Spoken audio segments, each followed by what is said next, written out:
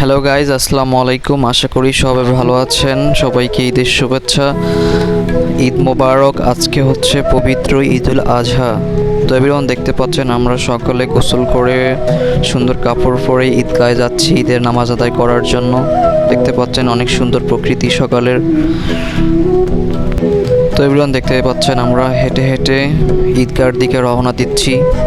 তো হাতে বেশি সময় নেই, খুব তাড়াতাড়ি নামাজ শুরু হয়ে যাবে যেহেতু এটা কোরবানির ঈদ। তো এভরিওয়ান, আমরা যাচ্ছি ঈদগাহ ময়দানে। তো এভরিওয়ান, আমরা ঈদগাহ ময়দানে চলে এসেছি, দেখতে পাচ্ছেন। তো আমরা নয়াপুকুর ঈদগাহ মাঠে ঈদের নামাজ আদায় করব। তো এভরিওয়ান, দেখতে পাচ্ছেন ঐতিহ্যবাহী নয়াপুকুর ঈদগাহ মাঠ, ঈদের নামাজ আদায় করব। তো গাইজ, দেখতে পাচ্ছেন নয়াপুকুর ঈদগাহ মাঠে ঐতিহ্যবাহী ঈদগাহ মাঠে কত মুসল্লি এসেছে নামাজ পড়তে। ঈদুল আজহা অর্থ হচ্ছে ত্যাগের উৎসব। এই উৎসবের মূল প্রতিপাদ্য বিষয় হচ্ছে ত্যাগ করা। এই দিনটিতে মুসলমানরা ঈদগাহে গিয়ে 2 রাকাত নামাজ আদায় করে এবং নামাজ পড়ে বাসায় আসে এবং স্ব আর্থিক সামর্থ্য অনুযায়ী গরু, ছাগল, ভেড়া, মহিষ, উট আল্লাহর নামে কুরবানি করে। ঈদুল আজহা মুসলিম জাতির জন্য একটি ধর্মীয় প্রধান উৎসব। ঈদুল আজহা কোরবানির ঈদ বলা হয়।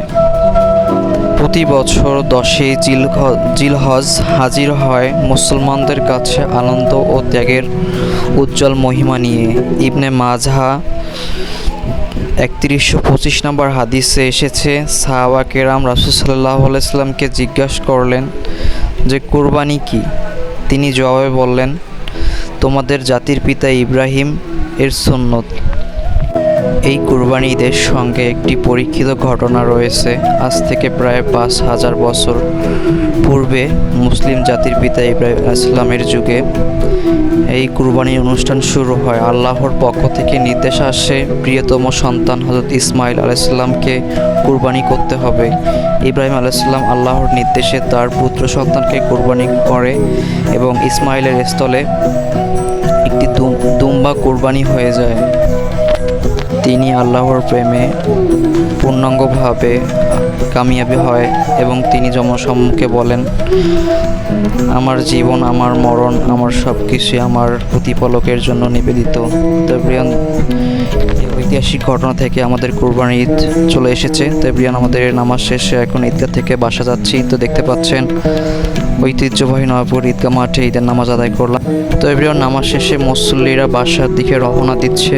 সবাই পাশে থাকবেন, সাপোর্ট করবেন। ধন্যবাদ সবাই।